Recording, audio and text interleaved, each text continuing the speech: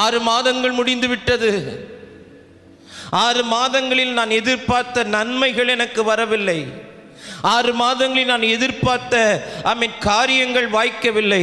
6 மாதங்களில் நான் எதிர்பார்த்த விதங்களில் என் வாழ்க்கை அமையவில்லை. 6 மாதங்களில் நான் எதிர்பார்த்த விதங்களில் என் வேலை அமையவில்லை. 6 மாதங்களில் நான் எதிர்பார்த்த காரியங்கள் எதுவுமே நடக்காமல் அது தாமதித்து கொண்டிருக்கிறது. தாமதங்கள் நம்முடைய வாழ்க்கையிலே நம்மை புலம்ப வைக்கிறது.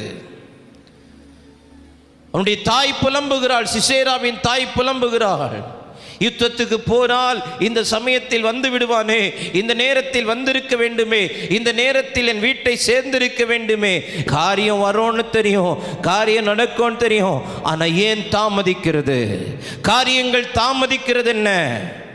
காரியங்கள் தாமதிக்கிறது என்ன?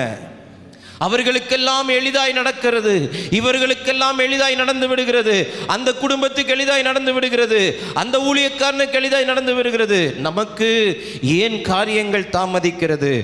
அப்போ காரியம் நமக்கு தாமதிக்குது அப்படின்னா கர்த்தர் நம்மளை பலவானா பார்க்குறார். கொஞ்ச நாள் பிந்தி இவனுக்கு கொடுத்தாலும் இவன் என்னை விட்டு என்ன செய்ய மாட்டான், போக மாட்டான். ஆனால் பேதுரு அப்படி அல்ல. இவனுக்கு கொடுக்கலன்னா இவன் டக்குன்னு என்ன செஞ்சிருவான், போயிடுவான். அவனை தக்க வச்சுக்கணும். அவனை என்ன செய்யணும், தக்க வச்சுக்கணும்.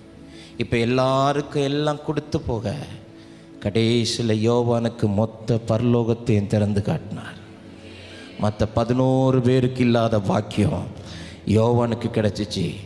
யோவானுக்கு மொத்த பரலோகத்தையும் திறந்து காட்டி 7 சபைகளுக்கும் தேவையான வார்த்தைகளை கொடுத்து இன்று வரைக்கும் அந்த வார்த்தைகள் சபைகளுக்குள்ள கிரியை செய்வதற்கு காரணமாய் கர்த்தர் யோவானை வச்சார். சில காரியங்கள் தாமதிக்கிறது என்றால் அது ரொம்ப தரமானதாய் வரும் என்பதில் எந்த சந்தேகம் இல்லை. ஹல்லேலூயா. அப்போ இந்த காலை நேரத்தில் தாமதங்கள் நம்மளை புலம்ப வைக்கலாம். ஐயோ தாமதிக்கிறது என்ன, இது நடக்காமல் பிந்தி போகிறது என்ன, இந்த காரியம் இன்னும் இன்னும் கைகூடி வராமல் தாமதிக்கிறது என்ன. அந்த தாமதங்கள் நம்மளை புலம்ப வைத்தாலும் அந்த தாமதத்திலும் ஒரு நன்மையை ஆண்டவர் நமக்கு வைத்திருக்கிறார்.